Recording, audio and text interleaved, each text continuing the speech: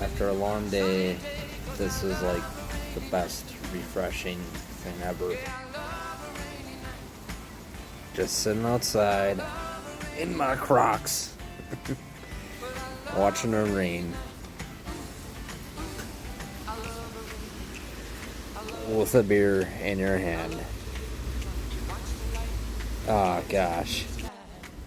As a kid, I always watched thunderstorms with my grandpa. My parents worked second shift, so at nights we would sit outside and watch thunderstorms.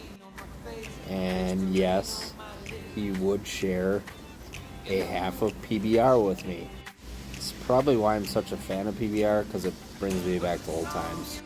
Then after the PBR, we'd share an old duels, a non-alcoholic beer. But good times I'll never forget.